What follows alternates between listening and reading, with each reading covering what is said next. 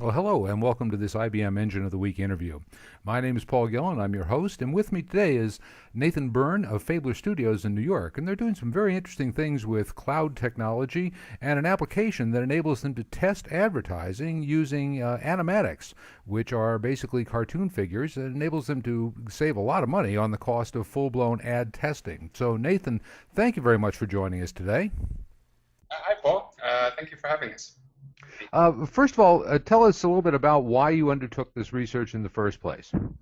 Well, the technology is called facial expression analysis, and I originally came across it through a Harvard professor's research on the fingerprint of viral commercials, what makes a commercial viral.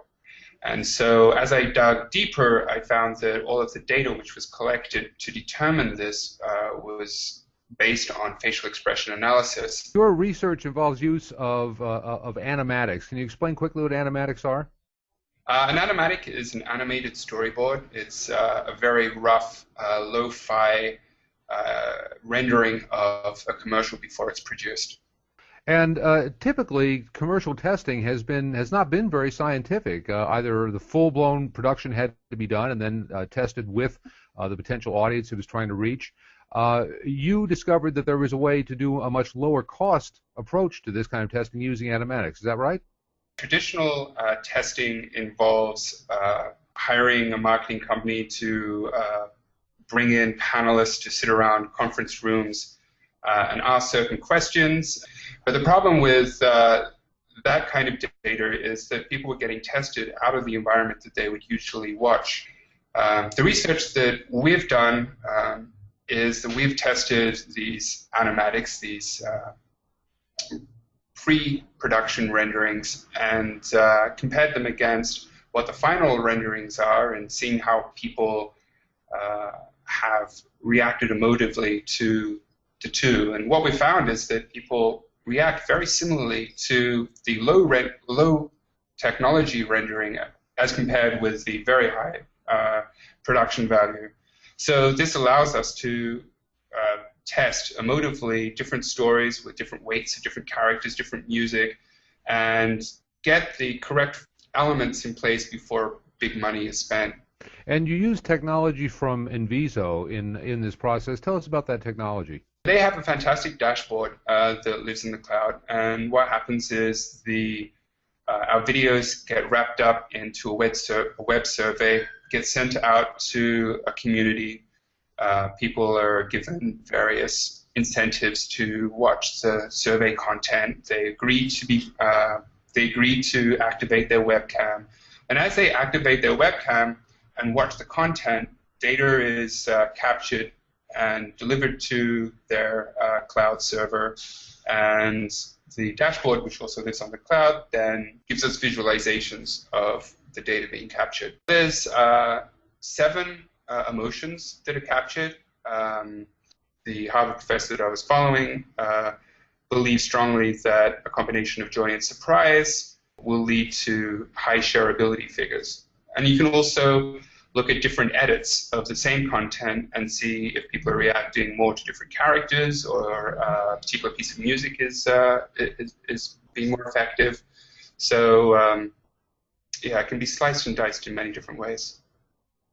Now, this service was delivered from the cloud, and I understand that had some special utility to you. Why was the cloud-based nature of it so important? I don't know if this could really be done outside of the cloud because, it's getting captured from, hundreds, if not thousands, of homes around the country. Having a central point where all of this data is going to, it would be very difficult for a small technology company to provide that kind of infrastructure. How are you applying this to your work with agencies? This is really the big innovation, because the costs have come down and the speed of getting this data is so fast that we can do a rough cut, post it, and then in the morning come in and sit around with the team and say, well, obviously this is not working, or this is working really well. And so presumably a lot less money wasted on sort of praying that the ad is going to be successful, right? Yeah, I think there's just a higher chance of shareability. I think that's really the big driver for us. If we can get 5 million hits out of a piece of content that might have otherwise got 50,000 hits, we can definitely draw higher value. I understand you also found gained some interesting insights about the dynamics regarding client involvement with the advertising creative process. What we found is that the more involvement in the brand on the content, the lower the interest from the audience. Audiences are really not interested in being sold to. They're not interested in brands. They just want to be entertained. And, I think it's of much greater value to have less branding and 5 times as much shareability than more branding and a lot less people looking at it. What does this mean to Fabler Studios? What's the future look like for you? Well, we're currently testing longer format shows right now.